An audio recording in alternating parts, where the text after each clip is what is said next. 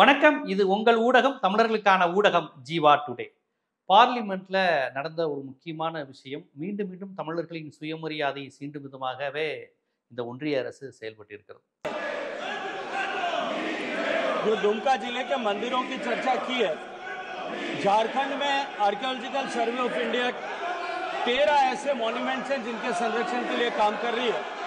दुमका के मंदिरों के लिए किसी भी तरह का ऐसा कोई प्रस्ताव अभी वर्तमान में विचाराधीन नहीं।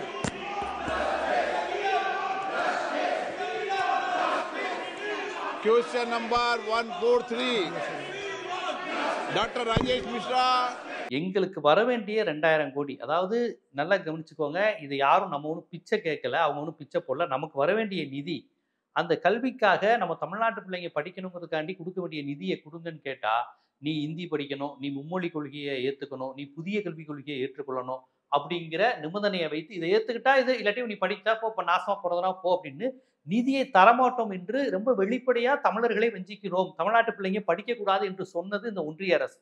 இதை கண்டித்து இன்னைக்கு நாடாளுமன்றத்தில் தமிழ்நாட்டினுடைய நாடாளுமன்ற உறுப்பினர்கள் அனைவரும் எழுந்து எங்களுக்கு நிதி எங்க, எங்களுக்கு நீதி எங்க, எங்களுடைய உரிமையை எங்களுக்கு தாங்க என்று கேட்டிருக்கிறாங்க. அதற்கு மத்திய கல்வி அமைச்சர் எவ்வளவு ஒரு அநாகரிகமான வார்த்தையை பயன்படுத்தி இருக்கிறார் பாருங்க. தமிழ்நாட்டு எம்பிக்கள் நாகரிகம் இல்லாதவர்கள், ஜனநாயகத்துக்கு எதிரானவர்கள், மொழி அரசியல் செய்கிறார்கள், ஸ்டாலின் தான் எல்லாத்தையும் தூண்டி விடுறாரு இப்படிங்கிற விஷயத்த பேசியிருக்காரு. எவ்வளவு அநாகரிகமான வார்த்தை! ஒரு அமைச்சர் வாயிலிருந்து வரக்கூடிய வார்த்தையா? ஒரு குறிப்பிட்ட மாநிலத்தை சேர்ந்த எம்பிக்கள் அநாகரிகமானவர்கள், நாகரிகம் இல்லாதவர்கள். நாகரிகம் இல்லாம அவங்க என்ன நடந்துக்கிட்டாங்க சொல்லுங்க? நாகரிகம் இல்லாம அவங்க என்ன நடந்துக்கிட்டாங்க? எங்களுக்கான நிதியை கொடுங்க என்று கேட்டா நீங்க என்ன சொல்றீங்க? உண்மைக்கு மாறான தகவல் சொல்றாங்க. இவங்களாம் வந்து என்கிட்ட ஓகேன்னு சொல்லிட்டாங்க, பிஎம் கேர் நிதிக்கு சரி இந்த திட்டத்தை கொண்டு வரணும்னு ஒத்துக்கிட்டாங்க அப்படின்னு. புதிய கல்விக் கொள்கையை தான் திமுக கட்சி அடிப்படையிலும் திமுக அரசாங்கங்கிற அடிப்படையில் நாங்கள் ஏற்றுக்கொள்ள மாட்டோம் தொடக்கத்திலிருந்தே சொல்றாங்களே. கூட்டணி கட்சிகள் எதுவுமே ஏற்றுக்கொள்ளையே. இடதுசாரிகள் ஏற்றுக்கல, விடுதலை சிறுத்தைகள் ஏற்றுக்கல, தமிழ்நாட்டில் இருக்கக்கூடிய காங்கிரஸ் கட்சி ஏற்றுக்கொள்ளல, யாருமே ஏற்றுக்கொள்ளலையே. அப்புறம் எப்போ இவங்க தனியா வந்து ஓகே, யாரு கல்வி அமைச்சர் அன்பில் மகேஷ், கனிமொழி எம்பி போன்றவங்க எல்லாம் போய் ஓகே நாங்கள் பிஎம் கேர் இதை ஏற்றுக்கிறோம், உங்க புதிய கல்விக் கொள்கையை ஏற்றுக்கிறோம் ஓகே அப்படின்னு அவங்க சொன்னாங்களாம். சொல்லிட்டு வெளியே வந்தோடனே ஸ்டாலின் எதிர்க்கிறாருன்னா எதுக்கு இப்படி எதிர்க்க வேண்டிய அவசியம் இல்லையே.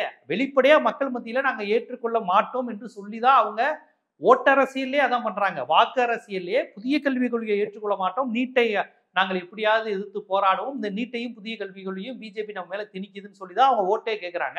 அப்புறம் எதுக்கு உங்ககிட்ட வந்து அவங்க ஓகே சொல்லணும்?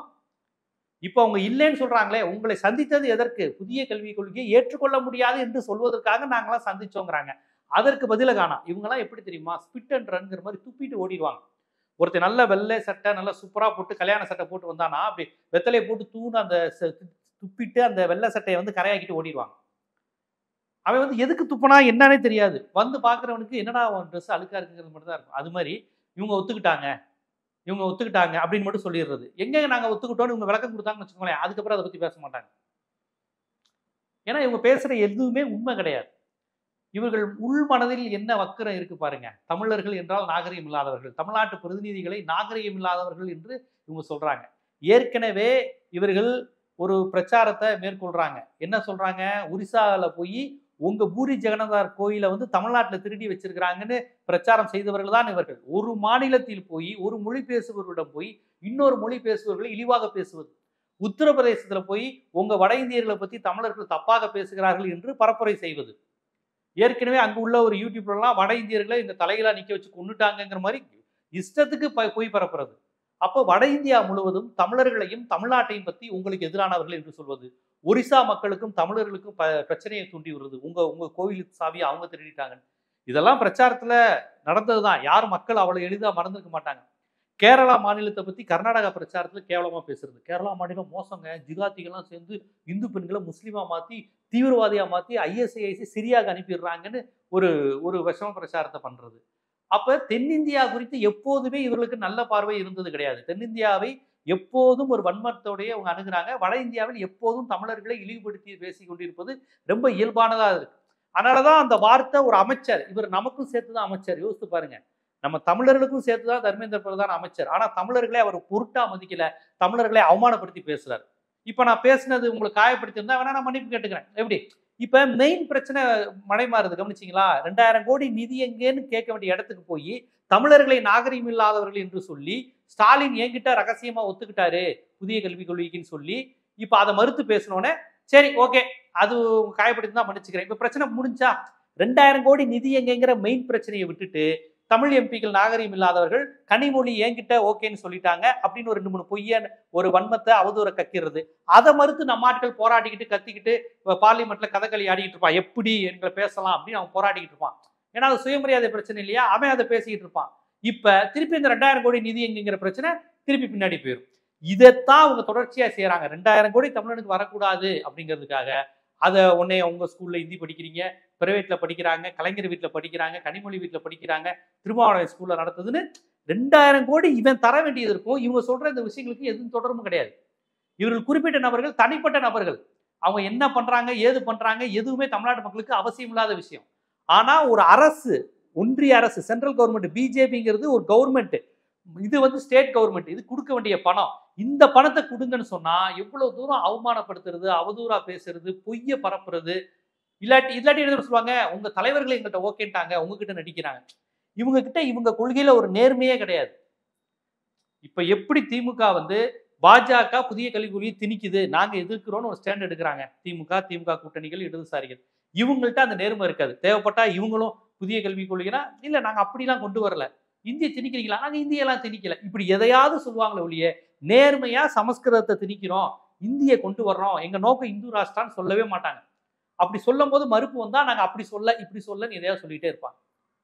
அப்ப தொடர்ச்சியாக தமிழர்களுக்கு இவர்கள் நிதி தரக்கூடாது, கல்வி படிக்க கூடாது, ஏன்னா அவன் ஆல்ரெடி முன்னேறி இருக்கிறான், இவனை எப்படியாவது காலை பிடிச்சு இழுத்து இவனை காலி செய்யணும், இவனை ஒண்ணும் இல்லாம ஆக்கணுங்கிறதுக்காண்டி தான் 2000 கோடி உனக்கு நான் தரமாட்டேங்கிற அளவுக்கு வன்மம். ஏன்னா தமிழ்நாடு அளவுக்கு பல்கலைக்கழகங்கள் கிடையாது, வளர்ச்சி கிடையாது, தொழில் வளர்ச்சி எதுலையுமே அவங்க பக்கத்துல வர முடியல. அதனால இந்த பீகாரை சேர்ந்த அமைச்சர்கள், உத்தரப்பிரதேசத்தை சேர்ந்தவங்க, மத்திய பிரதேசம், ராஜஸ்தானுக்குலாம் அவ்வளவு வன்மம் இருக்கு. அப்புறம் அவங்க அளவுக்கு இந்துத்துவம் அங்க கிடையாது, மதத்தை வச்சு ஏமாத்த முடியாது, கடவுளை வச்சு ஓட்டு வாங்க முடியாது. அப்போ தமிழன் பகுத்தறிவாதியா இருக்கான், முற்போக்காளனா இருக்கான், மத நல்லிணக்க சிந்தனையாளனா இருக்காங்கிற அந்த வைத்தறிச்சு அந்த கோபம், இதையெல்லாம் சேர்த்து வச்சுதான் அந்த வார்த்தை நாகரிகமற்றவர்கள், அன்சிவிலைஸ்டு பீப்புள் அப்படிங்கிற அந்த வார்த்தையை வந்து அவர் வந்து பயன்படுத்தி இருக்கிறாரு. இதுக்கு கடுமையான கண்டனங்களை வந்து தெரிவிச்சிருக்கிறாங்க. இதற்கு முந்தைய வீடியோவில் நான் ஒரு விஷயம் சொன்னேன், தமிழ்நாடு தான் இந்த மாதிரி பத்த வைக்கும், நெருப்பை வந்து பத்த வைக்கும், நீங்க கவனிச்சு பாருங்க, தென் மாநிலங்களை ஒருங்கிணைக்கிற வேலையை தமிழ்நாடு வேலை ஆரம்பிச்சிருச்சுன்னு சொன்னேன். அதற்கு முன் உதாரணமா தமிழ்நாட்டினுடைய சமூக நீதி போராட்டங்கள், சாதி ஒழிப்பு போராட்டங்கள், இந்திய எதிர்ப்பு போராட்டங்கள் எல்லாத்தையும் எடுத்துக்காட்டி அதையெல்லாம் 50 வருஷத்துக்கு அப்புறம் தான் கல்கத்தா உணருது, கர்நாடகா உணருது, மேற்கு வங்கம் உணருது, பஞ்சாப் உணருதுன்னு சொன்னேன். இப்ப பாருங்க, கரெக்டா தர்மேந்திர பிரதான் நான் சொன்ன விஷயத்த சொல்லியிருக்காரு. ஸ்டாலின் தான் இந்த வேலையெல்லாம் பண்றாரு, ஸ்டாலின் தான் மொழி அரசியல் செய்யறாரு. நல்லா கவனிச்சு பாருங்க, இவங்க நோக்கம் இப்ப சந்திரபாபு நாயுடு கிட்ட திமுக அனுப்ப போறாங்களே ஆட்களைங்கிற அந்த பதட்டம் அவங்களுக்கு தெரியுது. நாயுடு பேசுறாங்களே, சவுத் இந்தியா முழுக்க ஆர்கனைஸ் பண்றோம், தமிழ்நாடு மட்டும் இல்லாம மற்ற எல்லா மாநிலத்துக்கும் விழிப்புணர்வு தராங்களே, நாளைக்கு அவனும் நானும் ஒரு நான் இந்தி ஸ்டேட், இந்தியை திணிக்காத, இந்தியினால நானும் அழிஞ்சுன்னு சொல்ல ஆரம்பிச்சிட்டா என்ன ஆகுது? ஏற்கனவே இவங்க ஆட்சி செய்யற மராத்தி ஸ்டேட்ல இருந்து மராத்தி தான் முக்கியம், இந்தி முக்கியம் இல்லைன்னு சொல்லிட்டாங்க பிஜேபி ஸ்டேட்லயே. அடுத்து இப்ப பிஜேபி கூட்டணி வைக்கிற ஸ்டேட்டான சந்திரபாபு நாயுடுவை ஸ்டாலின் போய் பார்க்க போறாரு. சோ இவங்களுக்கு அடுத்தடுத்த பதட்டத்தை தமிழ்நாடு ஏற்படுத்தி இருக்கிறது. இதைத்தான் நான் காலையில சொன்னேன். இவர்களால் அந்த பதட்டத்தை சமாளிக்க முடியாதான், தேச துரோகி, நீ வந்து ஜனநாயக விரோதி, நீ வந்து ஆன்டி ஹிந்து, நீ வந்து ஆன்டி இந்தியன், நீ வந்து அன்சிவிலைஸ்டுங்கிற இந்த வார்த்தைகள்லாம் ஒரு மனப்பிறழ்வு அடைந்த மாதிரி இந்த வார்த்தைகள்லாம் அவங்க வாயில வந்து விழுவதற்கு என்ன காரணம்?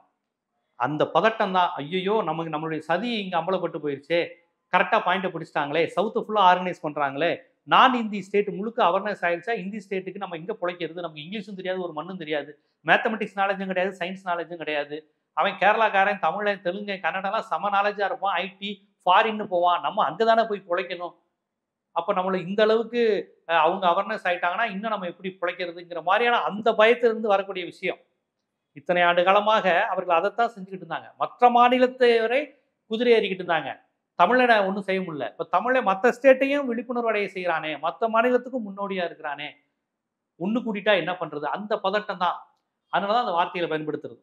பெரியார் வந்து வகுப்புவாரி உரிமைக்காக முதல் சட்ட திருத்தத்தை திருத்தும் போதும் பெரியாரை பார்த்து தேச துரோகி, வகுப்புவாத துவேஷி, பிராமண துவேஷி, இவர்தான் தேச துரோகி, இந்த வார்த்தையை தானே சொன்னாங்க. இடஒதுக்கீடு போராளின்னு சொல்லலையே, இடஒதுக்கீடுக்காக 97 விழுக்காடு இந்துக்களுக்காக பாடுபட்ட பெரியாரை பார்த்து வகுப்பு துவேஷி, தேச துரோகின்னு தானே சொன்னாங்க. புரியுதுங்களா? தனக்கு ஒரு பிரச்சனை வரும்போது அது எல்லா மக்களுக்குமான பிரச்சனைன்னு மாற்றி அப்படி பேசுறது. அவர் இந்துக்களுக்காக தான் பாடுபட்டாருன்னு சொல்ல மாட்டாங்க. சரி, அதே போல வந்து பெரியார் இந்திய எதிர்ப்பு போராட்டம் நடத்தும் போதும், அறிஞர் அண்ணா இந்திய எதிர்ப்பு போராட்டம் நடத்தும் போதும் இவங்க என்ன சொன்னாங்க? பிரிவினைவாத கட்சி, பார்த்தீங்களா இந்திய எதிர்க்கிறாங்க, பிரிவினைவாதிகள், தேச துரோகிகள் அப்படிம்பாங்க. எப்பெல்லாம் சாதி ஒழிப்புக்காக இடஒதுக்கீடு கேட்குறோமோ அப்பெல்லாம் இவங்க என்ன சொல்லுவாங்க? ஐயோ நாட்டை பிளக்குறாங்க, இடஒதுக்கீடு கேட்குறாங்க, இந்துக்களை பிளக்குறாங்க, இவங்க பிரிவினைவாதிகள்ங்குவாங்க.